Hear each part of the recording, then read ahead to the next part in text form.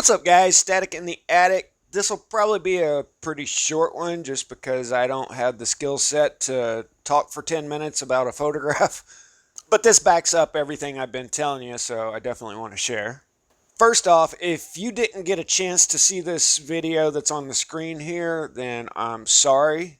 It was one of my better videos in my opinion, but here's the deal. My channel was seeing great growth for the first time in a few years, and the second that I published that video, it all stopped. All new views, all new subs.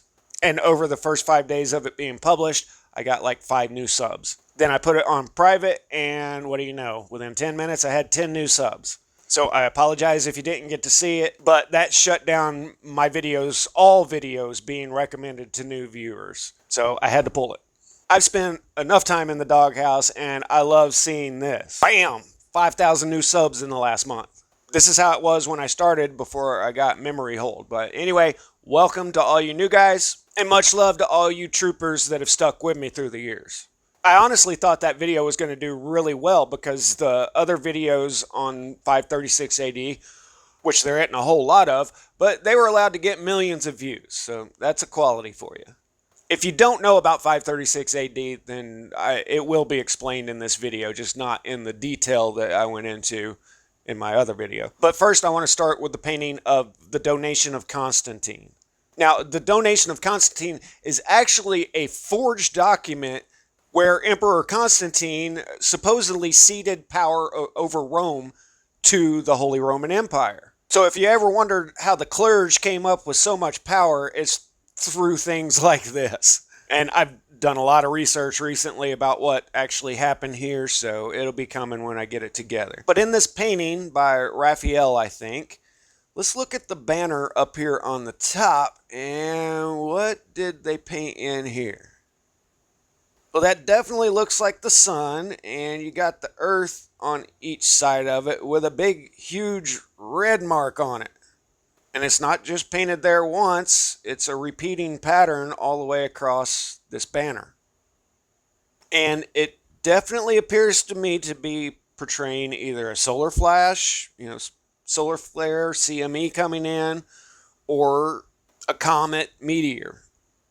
In that video I pulled, there was a guy saying he was one of the last druids and that his order began after a meteor event that basically wiped out civilization. And he talks about the fiery meteors in the sky and the great electrical storms. And also that the dolmens were set up as fallout shelters. But it looks like the artist here is definitely trying to get a message across. Just like what Dr. Ruth Dwyer, PhD, stumbled across when she was looking at the Ravana mosaics. She hasn't done extensive research in this subject. She said she had an old document, a camera, and an old Byzantine poem, and it all just made sense. I'll leave a link down in the description to her original video. It's very well done, great presentation. But here's what she found. Starting out, you've got Saint Apollinaire, and you got white fluffy clouds, a clear sky, you can see the stars, healthy trees, many birds and animals. And Saint Apollinaire has his hands up giving thanks to God for all of the wonderful things of life. Over on the side, you've got either date palms or coconut trees that are fat with fruits. And the border has fruits, so life was good. But above all this, you have this kind of ominous looking, portrayed as an angel here, red figure in the sky. Just so you know, writings of the time describe something red in the sky coming this way for like months, which is what the first line here is referring to. And then all of these things happen. I'm not going to get memory hold again. You can read them. But academia still is debating whether it came from the sky or a volcano that caused the dust clouds and the dry fog. And this had much worse results than you might at first think, because this lasted for 18 months, and not only were they not able to grow any crops because of the dim sun, but it also sucked all of the moisture out of the air. So it never rained, and some accounts say that the wind never blew. It was just stifling. So that might not be as exciting to read about as the other subjects on there, but in terms of devastation, that was the worst of it, I'd say. Romanos Mulatos, a poet of the time, speaks of the lightning streak cloud, the fire billowed in the entire sky. And this lines up exactly with what the last druid was talking about, as well as quite a few other writings that I have on hand. And so a closer look at the heavens that are above all the nice things down below, you see these fiery clouds. And then in another mosaic, you even see what looks like a shock wave to where all of the clouds on the inside are fiery red. And keep in mind, this is all commissioned by Justinian, supposedly. And so they kind of have to tell the story the way he wants it told. But artists, especially in the Renaissance, are notorious for sneaking things in there. One of the Renaissance artists portrayed the local bishop as the devil in one of the paintings. Anyway, shockwave, fiery clouds. Mulatos also writes, he shakes the earth and makes the ground gnash. And I'm going to have to sneak you guys a video on the huge chasms that opened up over in Thanksgiving dinner. So when you look at the mosaics, you see that the ground is all broken up and split up everywhere. Not only that, there's little balls of fire all over the place. So seriously, what else could they be portraying where you'd have little fires all over the place? No one would portray lava this way. And we've all heard of raining fire and brimstone. Well, this literally happened. Also up in the corner of this, they portray the dust cloud and the dry fog. And even that this killed all of the trees. Even in another area, you have a dust cloud, once again, and the dead trees. It also looks like they're portraying snow, because just like the little ice age of the 14th to 16th centuries, this caused a temperature drop, according to academia, of 3 degrees Celsius. And nobody denies this happened. This isn't some half-strung theory. The dating on things, yeah, but this did happen.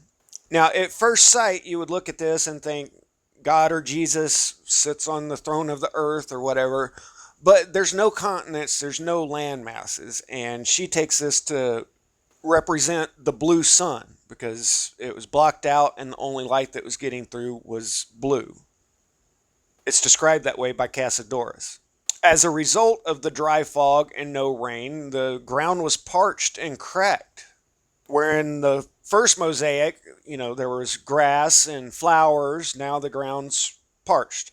Here on the left, you see the 3 saints kind of casually, relaxed, sitting there. And then on the right, you see him all bundled up. He's got his robe wrapped around his left hand, and it's looking pretty chilly out there. At his feet, you see little twigs, nothing growing very well. And you even see the bird's feet on top of the water like it's frozen. Up above in the background, more dead trees and more broken up ground all around you. And then when you compare the borders, the first one was fruit trees, a lot of plump fruits. And on the right, you've got all of this cosmic fireworks display. And everybody's seen how they do the fancy borders with all the fruits and this and that in all the churches. This really stands out from what you normally see. And now when you combine the mosaics with the writings of Romanos Mulatos, here's what you get.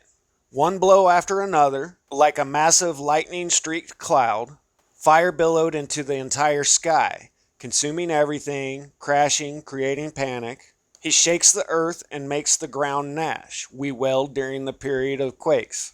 The flames did not yield to fierce headwinds. Men's hands were useless in trying to control the flames. The fire fought against them and was victorious. The raindrops in the clouds never fall to earth. The flames, eager to engulf the city, were fed by roof timbers and whipped into a firestorm by ferocious winds. This was before the stagnant air. Lord, deliver the city from all catastrophes. So yeah, I think that pretty well speaks for itself.